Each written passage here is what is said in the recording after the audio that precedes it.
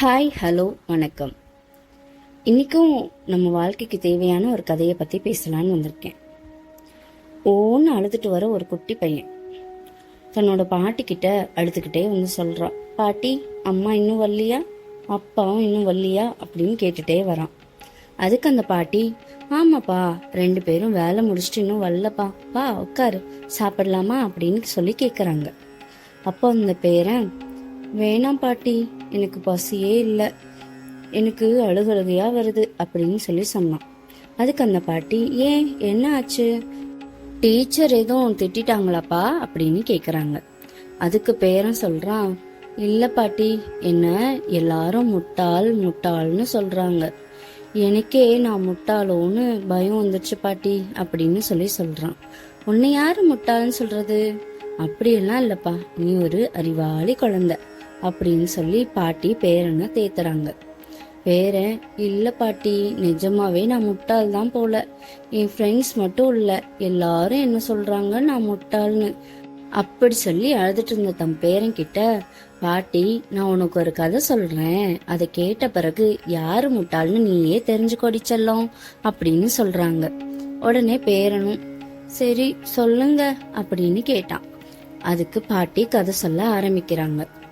முன்னாடி காலத்துல புத்தர் இருந்தாரு. புத்தரோட சீடன் புத்தர்கிட்ட வந்து, கடவுளே, எனக்கு அறிவு இல்லையான்னு எனக்கு தெரியல அப்படின்னு சொல்லி சொன்னாரு. அதுக்கு புத்தர் கேட்டாரு, ஏன்பா, ஏன் அப்படி சொல்ற அப்படின்னு கேட்டாரு. அதுக்கு அந்த சீடன் சொல்றாரு, நான் முட்டாள்னு எல்லாரும் நினைக்கிறாங்க, நான் முட்டாள்னு தான் எல்லாரும் சொல்றாங்க அப்படின்னு சொல்லி ரொம்ப கவலைப்பட்டு பேசிட்டு இருந்தாரு. எனக்கு நீங்க தான் எனக்கு கொஞ்சம் அறிவை கொடுக்கணும் கடவுளே அப்படின்னு சொல்லி புத்தர்கிட்ட மன்றாடி கேட்கிறாரு.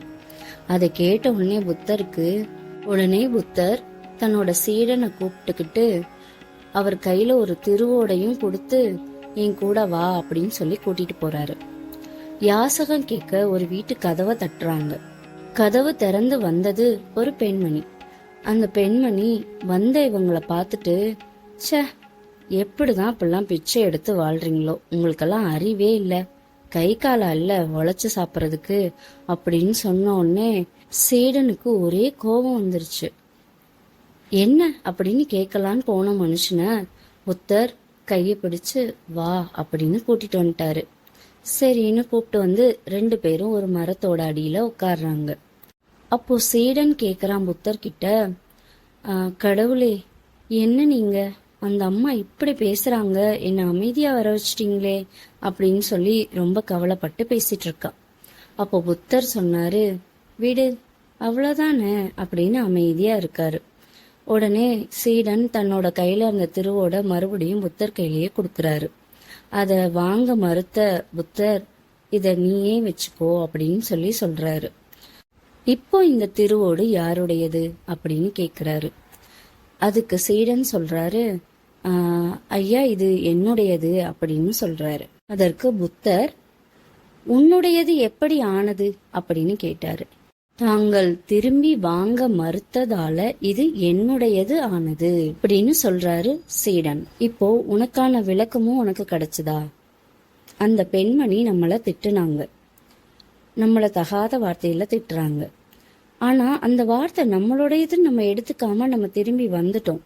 அதனால அந்த வார்த்தை அவங்களுடையதாயிடுச்சு. நம்ம எடுக்க வேண்டிய விஷயங்களை மட்டும் நம்ம எடுத்துக்கிட்டோம்னா அந்த வார்த்தைகள், அந்த விஷயங்கள் எல்லாம் நம்மளுடையது. உன்னை முட்டாள்னு சொல்றாங்களா, நீ முட்டாள்னு உன்னை எடுத்துக்காத, நீ முட்டாள் இல்ல, சொல்றாங்க அவங்க தான் முட்டாள். அதனால உனக்கு என்ன தேவையோ அதை மட்டும் நீ எடுத்துக்கோ, தேவையில்லாத வார்த்தைகளையோ விஷயங்களையோ அங்கேயே விட்டுடு அப்படின்னு அறிவுரை சொல்றாரு. இதை கேட்ட சீடன் புத்தரோட காலில் விழுந்து ஆசி பெற்று அங்கிருந்து கிளம்புறான். சரி, இப்போ பாட்டி தன்னோட பேரன்கிட்ட வர்றாங்க. இப்போ இந்த கதையில உனக்கு என்ன புரியுது, சொல்லடா தங்கம் அப்படின்னு சொல்லி சொல்றாங்க. அதுக்கு அந்த பேரன் சொல்றான், பாட்டி, ஆமா, நான் ஏன் முட்டாள்னு என்ன நினைச்சுக்கணும், அவங்க சொல்றதுனால நான் முட்டாளாக போறதில்ல. சரிங்க பாட்டி, ரொம்ப தேங்க்ஸ், எனக்கு நீங்க ஒரு நல்ல விளக்கம் கொடுத்ததுக்கு. இந்த மாதிரி கதை எனக்கு நிறைய சொல்லுங்க பாட்டி, நிறைய விஷயம் நானும் கத்துக்கிறேன் அப்படின்னு தன்னோட பாட்டிய கட்டி பிடிச்சு முத்தம் கொடுத்தானா அந்த குட்டி பேரன். இவ்வளோதாங்க விஷயம். நம்ம வாழ்க்கையில நம்மளை பத்தி நிறைய பேர் நிறைய சொல்லுவாங்க. அதுல நமக்கு எது தேவையோ அதை மட்டும் நம்ம எடுத்துக்கிறோம். தேவையில்லாததை எடுத்து மனசுக்குள்ள வச்சு நம்மளே கஷ்டப்படுத்திக்க வேண்டாம். நாம எப்படி அப்படிங்கிறது நமக்கு தெரிஞ்சா போதும். அதுக்கப்புறம் கடவுளுக்கு தன்னாலே தெரிய வரும்.